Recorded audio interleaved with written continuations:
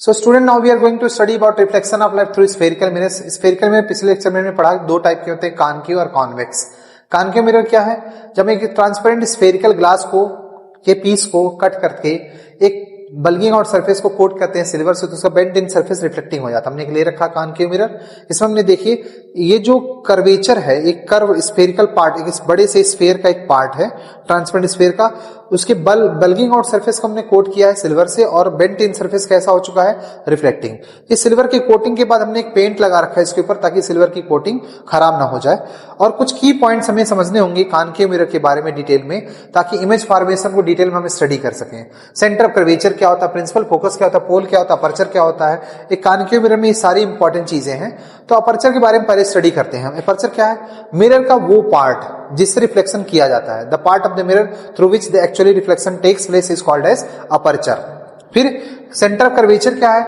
Transparent sphere जिसका हिस्सा ये मिरर है, उसका सेंटर ही सेंटर ऑफ कर्वेचर कहलाएगा। यानी ये कर्व जो है वो आखिर एक सेंटर के अबाउट लाई करता है, and that centre is called as centre of curvature. यानी जिस स्फीयर का ये हिस्सा है उसका सेंटर ही सेंटर ऑफ कर्वेचर, इस मिरर के कर्वेचर का सेंटर है, तो इसे हम कहेंगे सेंटर ऑफ कर्वेचर। उसी वजह से सेंटर ऑफ कर्वेचर से लेकर मिरर तक की दूरी क्या कहलाती है? Radius of curvature. तो रेडियस ऑफ कर्वेचर एक्सप्लेन कैसे करेंगे? The radius of the sphere of the transparent sphere of which the mirror is a part. जिस स्फीयर का मिरर एक हिस्सा है उसका ही रेडियस ऑफ स्फीयर कहलाता है, या रेडियस ऑफ कर्वेचर कहलाता है। तो हम कहेंगे ये सेंटर ऑफ कर्वेचर है, ये पोल है। तो पोल के बारे में पहले हम इस डिटेल स्टडी करते हैं। पोल क्या है मिरर का? अपर्चर का मिडिल मोस्ट पॉइंट, सबसे मिडिल पॉइंट ही पोल कहलाता है, और सेंटर ऑफ कर्वेचर से लेकर पोल तक की दूरी आखिर रेडियस ऑफ कर्वेचर ही कहलाएगी। तो जो हमने यहां पे दिखा रखा, हम यहां पर भी दिखा सकते हैं कि सेंटर ऑफ कर्वेचर से पोल तक की दूरी क्या कहलाएगी? आपकी रेडियस ऑफ कर्वेचर। अब प्रिंसिपल फोकस क्या है? बहुत ही ज्यादा इंपॉर्टेंट पॉइंट है ये, कि जब हमने प्रिंसिपल एक्सिस के पैरेलल बहुत सारी रे ऑफ लाइट को पास कराया, तो एक पॉइंट से होके गुजरा। हम प्रिंसिपल फोकस को डिफाइन करने जा रहे हैं, प्रिंसिपल एक्सिस के बारे में बताए ही नहीं। प्रिंसिपल एक्सिस क्या है? सेंटर ऑफ कर्वेचर और पोल को जोड़ने वाली एक लाइन को हम कहते हैं प्रिंसिपल एक्सिस। और जब ढेर सारी ray of light parallel to principal axis आती हैं, ये सारी की सारी लाइट कन्वर्ज हो जाती हैं। कन्वर्ज होने का मतलब ये बेंट इन सरफेस की वजह से वो अंदर की तरफ मुड़ जाती हैं और एक पॉइंट से होके पास करती हैं। अगर मान लीजिए मैं एक रे ऑफ लाइट को लेके ऐसे आऊं पैरेलल टू प्रिंसिपल एक्सिस, तो ये पास होके जाएगी प्रिंसिपल फोकस से। अगर मैं यहां से भी लेके आऊं रे ऑफ लाइट को, तो ये भी कहां से पास जाएगी? प्रिंसिपल फोकस से। तो सभी ray of light parallel to principal axis जो भी आ रही हैं, सबके सब प्रिंसिपल फोकस से होके पास करेंगे।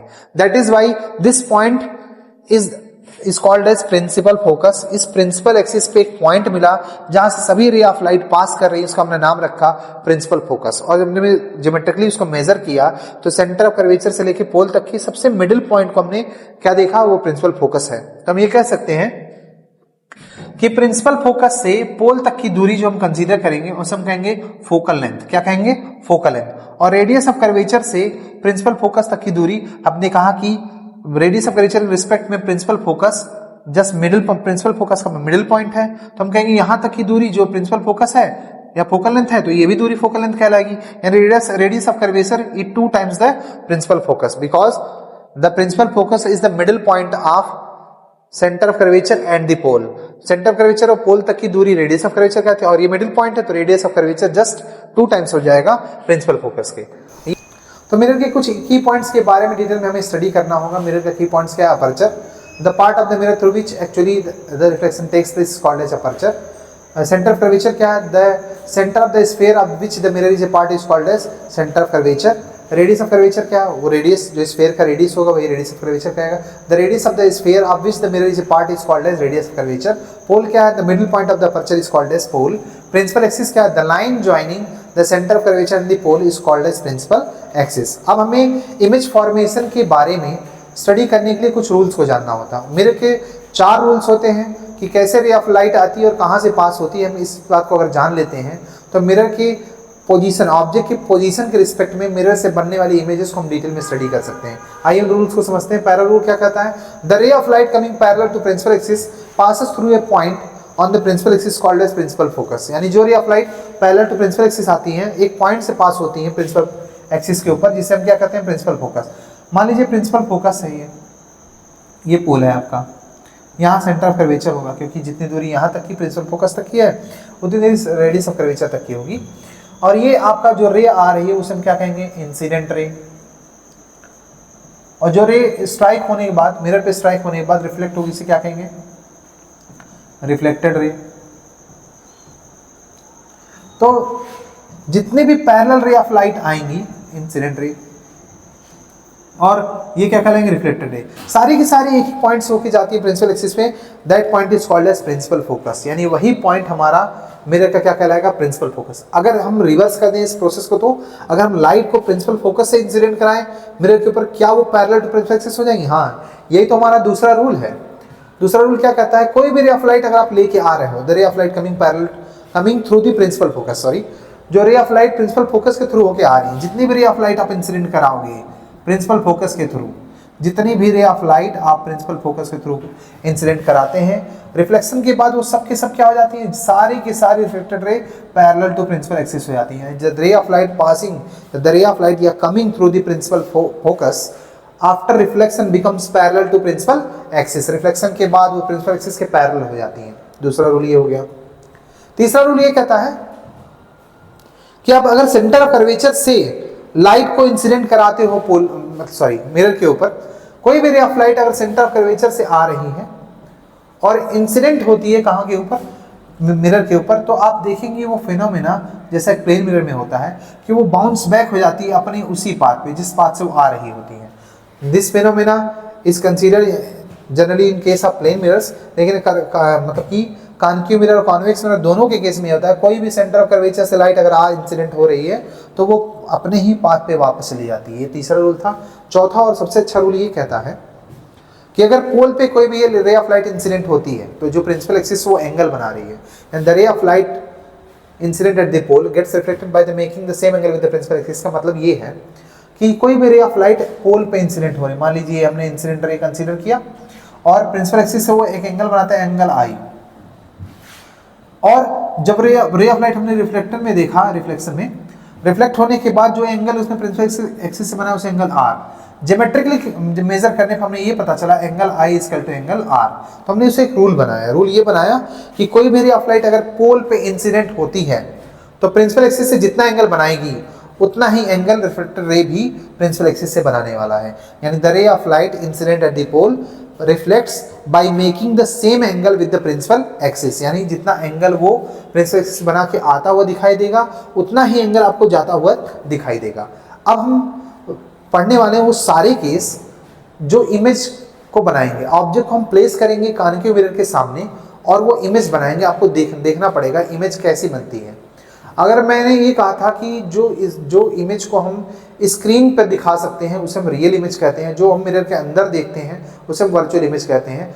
तो रियलिटी में आप जब एक एक्सपेरिमेंट करेंगे तो आप स्क्रीन को मिरर के बाहर ही रख कर देख सकते हैं इमेज का फॉर्मेशन कैसे होता है। आप अपने स्कूल्स में उन प्रैक्टिकल्स को कीजिए और उसको एग्जामिन कीजिए, आखिर इमेज को हम बाहर कैसे, मिरर के बाहर इमेज का फॉर्मेशन कैसे कर सकते हैं। आइए मैं आपको दिखाता हूँ, समझाता हूँ उस चीज़ को।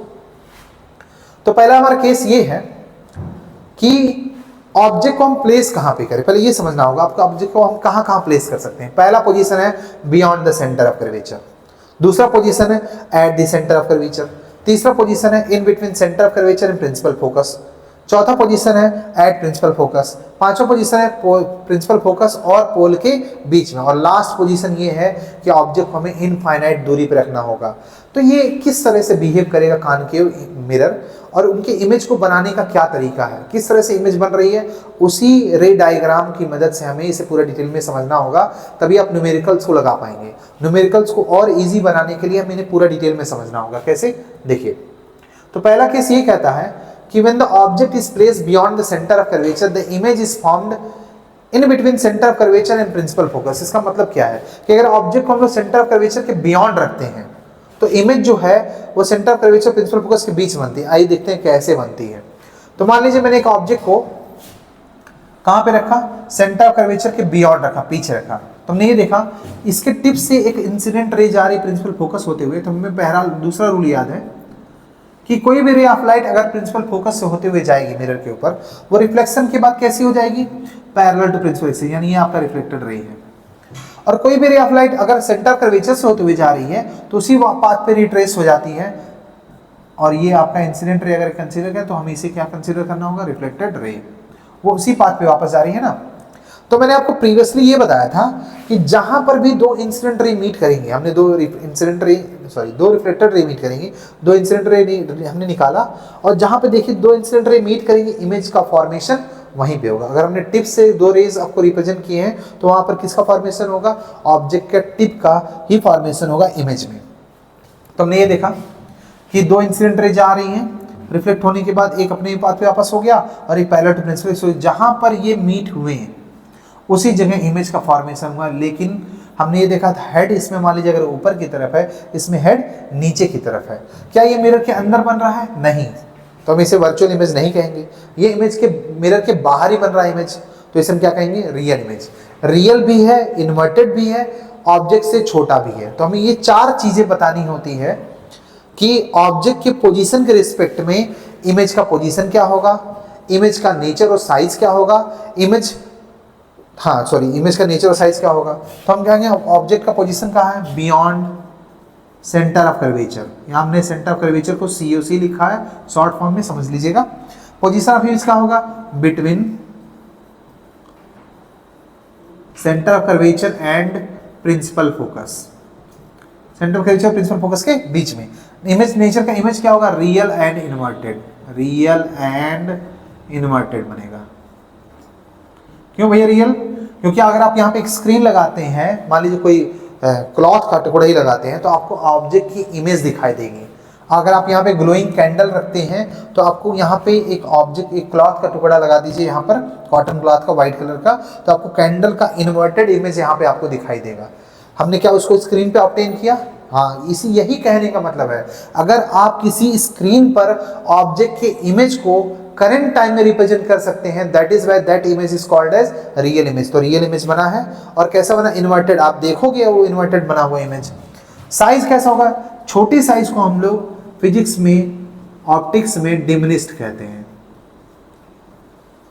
यानी स्मॉलर देन दी ऑब्जेक्ट। ये पहला केस हुआ कि object beyond the centre of curvature मौजूद है, image between centre of curvature principal focus के बीच में बन रही है, और रियल यूनिटेड बनती है। कैसी बनती है, डिमिनिश्ड बनती है। दूसरा केस देखिए, when the object is present at the centre of curvature, आपने देखा सेंटर ऑफ कर्वेचर मौजूद है, सेम टू सेम लग रहा है लेकिन उल्टा है। रीजन क्या, उसके पीछे देखिए, ये आपका इंसिडेंट रे है। पहला रूल ये कहता है कोई भी ray of light parallel to principal axis जाएगा, रिफ्लेक्ट होगा प्रिंसिपल फोकस से, तो ये आपका रिफ्लेक्टेड रे है। ये आपका इंसिडेंट रे। दूसरा रूल ये कहता है कि कोई भी ray of light principal focus से होते जाएगा, पैरेलल टू प्रिंसिपल एक्सिस हो जाएगा, ये आपका रिफ्लेक्टेड रे। मैंने ये कहा था जहां पर दो रिफ्लेक्टेड रे मीट करेंगे, ध्यान दीजिएगा, रिफ्रैक्शन और रिफ्लेक्शन में दोनों केस में जहां पर भी रे ऑफ लाइट मीट करेगा, रिफ्लेक्टेड रे मीट करेंगे, वहां पर क्या बनेगा, इमेज बनेगा। ये आपका ऊपर ऑब्जेक्ट मौजूद है, नीचे क्या मौजूद है, इमेज। कैसे कहेंगे, ऑब्जेक्ट की साइज कैसी है, इमेज की साइज कैसी है, सेम है। स्क्रीन पे अगर आप प्लेस करते हैं तो सेम साइज की इमेज बनेगी। तो हमें समझाना होगा कि ऑब्जेक्ट कहां पे मौजूद, सेंटर ऑफ कर्वेचर पे, इमेज कहां बन रही है, सेंटर ऑफ कर्वेचर पे, साइज कैसी है, सेम साइज है, रियल और इन्वर्टेड है। तो हम कहेंगे position of object at centre of curvature, position of image at centre of curvature, size of image, sorry पहले नेचर बताएंगे, नेचर कैसा, रियल है क्योंकि मिरर के बाहर बन रहा है, स्क्रीन आप यहाँ रखोगे तो इमेज दिखाई देगा। एंड कैसा बन रहा है, इन्वर्टेड, और आपको इमेज कैसी दिखाई देगी, इन्वर्टेड दिखाई देगी। और साइज कैसा होगा, सेम साइज, सेम साइज का आपको इमेज बनता हुआ दिखाई देगा। ठीक है। तीसरे केस में हम ये देखेंगे, अब ऑब्जेक्ट हमने कहां प्लेस कर दिया, centre of curvature principal focus के बीच में। Centre of curvature principal focus के बीच में अगर ऑब्जेक्ट को प्लेस करते हैं तो इमेज कहां बनेगी, जैसे हमने सेंटर ऑफ कर्वेचर के यहाँ पे बियॉन्ड प्लेस किया था, image in between principal focus centre of curvature बन रही थी। इस बार हमने centre of curvature principal focus के बीच में रखा, इमेज देखिए कहां बन रही है, beyond the centre of curvature, just उसका रिवर्स। इस केस में हमने ये देखा, हमने ऑब्जेक्ट को प्लेस किया centre of curvature principal focus के बीच में, इमेज कहां बन रही है, beyond the centre of curvature. ये देखिए यहां से एक इंसिडेंट रे निकल रही है आफ्टर रिफ्लेक्शन। कोई भी रूल नंबर 1 कहता है पैरेलल रे ऑफ लाइट अगर इंसिडेंट होगी प्रिंसिपल फोकस से होके पास करेगी, और कोई भी ray of light principal focus से होते हुए जाएगी तो पैरेलल टू प्रिंसिपल एक्सिस हो जाएगी, और वहां पर इमेज का फॉर्मेशन होगा। तो हम इसको कह सकते हैं ऐसे कि जो ऑब्जेक्ट मौजूद है वो बिटवीन मौजूद है कहां पर, centre of curvature and principal focus, और इमेज कहां बन रही है, beyond centre of curvature, beyond centre of curvature, beyond centre of curvature. Size nature कैसा है उसका, रियल एंड इन्वर्टेड,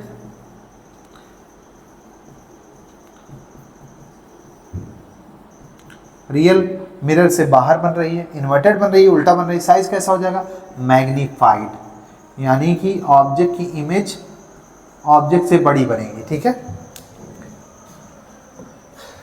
अब नेक्स्ट केस देखते हैं।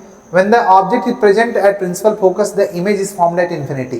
अब ये केस आपको समझना होगा। आपने बाइक का हेडलाइट देखा है, वो सारे के सारे कॉन्केव नेचर के होते हैं। पहले भी जो बाइक हेडलाइट या टॉर्च आते हैं उनके ऑब्जेक्ट को कहाँ रखा जाएगा, इमेज कहाँ बनेगी। हम बल्ब को प्लेस करते हैं प्रिंसिपल फोकस पे, और रे ऑफ लाइट कहाँ पे जाती है, पूरा इनफाइनाइट जाती है। सेम टू सेम यही केस है। हम कॉन्केव मिरर का इस्तेमाल बहुत ही तरीके से करते हैं, फर्दर हम आगे बताएंगे। लेकिन ऑब्जेक्ट को जब आप रखेंगे प्रिंसिपल फोकस पे, तो ये ray of light parallel to principal axis जाएगी, रूल नंबर 1 ही कहता है, और पास हो जाएगी प्रिंसिपल फोकस से। और जो रे ऑफ लाइट इंसिडेंट होगी पोल पर, यहाँ केस देखिए रूल नंबर 4 काम कर रहा है। जो रे ऑफ लाइट इंसिडेंट होगी पोल पे, जो एंगल बनाते हुए आ रही है वही एंगल बनाते हुए क्या हो जाएगी, रिफ्लेक्ट हो जाएगी। और ये दोनों रे ऑफ लाइट कहीं पर जाके इनफाइनाइटली मीट नहीं करेंगी, और वो इमेज का फॉर्मेशन करेंगी बहुत ही इनलार्ज साइज में। आप ये केस देखेंगे बाइक के हेडलाइट्स में, जो इमेज बनेगी रियल और इन्वर्टेड ही होगी और हाईली मैग्नीफाइड होगी, बहुत ही बड़ी बनती है। तो पोजीशन ऑब्जेक्ट कहाँ पे है, at principal focus. Position image कहाँ होगी, एट इंफिनिटी, बहुत ही दूर, बहुत ही बड़ी बनेगी। पोजीशन नेचर ऑफ इमेज कैसा हो जाएगा, same to same, real and inverted, क्योंकि मिरर के अंदर तो बन नहीं रही है। और साइज ऑफ इमेज क्या होगी, हाईली मैग्नीफाइड, हाईली मैग्नीफाइड। तो हमने ये केस में देखा कि beyond the centre of curvature, image बनी centre of curvature principal focus के बीच में। पहला केस तो ये देखा था, और दूसरा केस देखा, पहला case object present centre of curvature के बियॉन्ड, इमेज बने centre of curvature principal focus के बीच में, रियल एंड इन्वर्टेड डिमिनिश्ड बन रही है। दूसरे केस में देखा सेंटर ऑफ कर्वेचर पे ऑब्जेक्ट मौजूद है, इमेज भी वहीं बन रही है, और सेम साइज की बन रही है, रियल और इन्वर्टेड बन रही है। तीसरे केस में ये देखा ऑब्जेक्ट मौजूद है प्रिंसिपल फोकस और सेंटर ऑफ कर्वेचर के बीच में, इमेज बन रही है beyond the centre of curvature, real और इन्वर्टेड बन रही है, मैग्नीफाइड बन रही है। चौथे केस में देखा ऑब्जेक्ट कहाँ मौजूद, प्रिंसिपल फोकस पे मौजूद है, इमेज इनफाइनाइट पे बन रही है और रियल और इन्वर्टेड बन रही है, हाईली मैग्नीफाइड बन रही है। पांचवें केस में हम ये देख रहे हैं ऑब्जेक्ट कहाँ पे मौजूद है, the object is present in between मौजूद है principal focus and the pole. अब आपको समझना होगा कि ये ray of light parallel to principal axis जाएगी, क्या हो जाएगी, प्रिंसिपल फोकस से पास करेगी, रूल नंबर 1। चौथा रूल कहता है पोल पे जो लाइट इंसिडेंट होगी, रिफ्लेक्टेड रे कहाँ चली जाएगी, इनफाइनाइट चली जाएगी, sorry by making same angle वो रिफ्लेक्ट हो जाएगी। लेकिन ये दोनों आगे जाके कहीं मीट नहीं होती हैं, ये मिरर के पीछे एक पॉइंट पे मीट करती हैं, और वहां पर मिरर के अंदर जब आप देखोगे, यानी जब भी आप कॉन्केव मिरर लिए हो, उसके प्रिंसिपल फोकस के आगे किसी भी ऑब्जेक्ट को प्लेस करोगे, उसकी एकदम same to same virtual image आपको मिलने वाली मिरर के अंदर। इसको आप स्क्रीन पर रिकॉर्ड नहीं कर सकते, बाहर से कोई भी स्क्रीन लगा लो आपको इमेज नहीं मिलने वाली। इमेज आपको मिरर के अंदर दिखाई देगी, जैसा ऑब्जेक्ट है वैसे इमेज दिखाई देगी। यानी आपको इमेज कैसा मिलने वाला है, वर्चुअल मिलने वाला है, इरेक्ट मिलने वाला है, और ऑब्जेक्ट से बड़े साइज का मिलने वाला है। ये आपका इमेज है। तो हम ये कह सकते हैं पोजीशन ऑफ इमेज कहाँ है, बिहाइंड द मिरर। ओहो, अगर ऑब्जेक्ट का इमेज बिहाइंड द मिरर बन रहा है तो उस इमेज को हम लोग स्क्रीन पर रिकॉर्ड नहीं कर सकते। That image is called as virtual image. और ऑब्जेक्ट जैसा है वैसे इमेज भी खड़ा है, तो वर्चुअल के साथ साथ वो इरेक्ट इमेज भी कहलाएगा, जैसे प्लेन मिरर में बनता है। और साइज कैसा होगा, मैग्नीफाइड। इसे हाईली मैग्नीफाइड नहीं कह सकते, मैग्नीफाइड, 2 गुना, 3 गुना, 4 गुना ऐसे कह सकते हैं, लेकिन बहुत ही बड़ा बनेगा ऐसा हम नहीं कह सकते। ठीक है, तो ये पांचवा केस था कि ऑब्जेक्ट जब मौजूद होगा पोल और प्रिंसिपल फोकस के बीच में, तो इमेज बिहाइंड द मिरर बनती है, इनलार्ज बनती है, और वर्चुअल और इरेक्ट बनती है। यही एक केस है जिसमें कॉन्केव मिरर एक वर्चुअल और इरेक्ट इमेज बनाता है। लास्ट वाला ये है, ऑब्जेक्ट जब आपका इनफाइनाइट पे मौजूद हो, तो देखिए ध्यान से, इनफाइनाइट पे मैं कोई भी ऑब्जेक्ट रखूं, सारी की सारी लाइट प्रिंसिपल फोकस होके चली जाएगी और जो इमेज बनेगा हाईली डिमिनिश्ड बनेगा, मैं आपको उसे रिप्रेजेंट नहीं कर सकता। तो हमने यहाँ पे एक मेथड यूज किया जिसे हम कहते हैं एंगुलर रिप्रेजेंटेशन। ऑब्जेक्ट को यहाँ ना दिखाते हुए हमने बहुत ही ऊपर एंगुलर पोजीशन में दिखा रखा है। ऑब्जेक्ट मान लीजिए यहाँ इनफाइनाइट पोजीशन में इस तरह से दिखा रखा है, ऑब्जेक्ट को इस तरह से ऑब्जेक्ट को दिखा रखा है।